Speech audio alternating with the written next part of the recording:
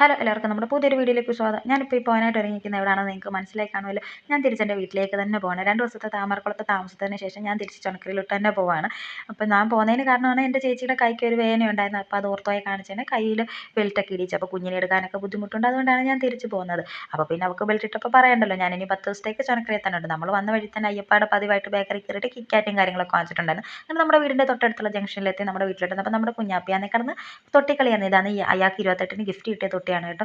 അയാളാണെങ്കിൽ അതിൻ്റെ ഒരു കോണിൽ അയാളും കിടക്കുകയാണ്. അതിൻ്റെ ഓപ്പോസിറ്റ് കോണിൽ അയാൾക്ക് വേണ്ടുന്ന വൈപ്സും ടർക്കികളും കളിപ്പാട്ടങ്ങളും ഒക്കെ സേഫായിട്ടും വെച്ചിട്ടുണ്ട്. അപ്പോഴത്തേക്കിനും പിന്നെ കൊച്ചച്ഛനും മോനൂടായി കളി. കൊച്ചച്ഛനെ കണ്ടപ്പോഴത്തേക്കിനും അയാൾക്ക് ഭയങ്കര ചിരിയും കളിയൊക്കെ ആയിരുന്നു. പിന്നെ അവർ രണ്ടുപേരും ഇരുന്ന് കളിച്ച്. ഇന്നത്തെ മേക്കപ്പ് ഒക്കെ ചെയ്തേക്കുന്ന കുഞ്ഞമ്മയാണ്.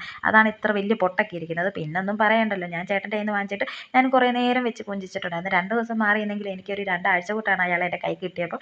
എനിക്ക് അന്നേ വീട്ടിൽ മാറി നിന്നപ്പോൾ ഇയാളുടെ ഓർമ്മകൾ മാത്രമായിരുന്നു. ഭയങ്കര ബുദ്ധിമുട്ടൊക്കെ ഉണ്ടായിരുന്നു ഇത്രയും ദിവസം അയാളുടെ കൂടെ നിന്നിട്ട്.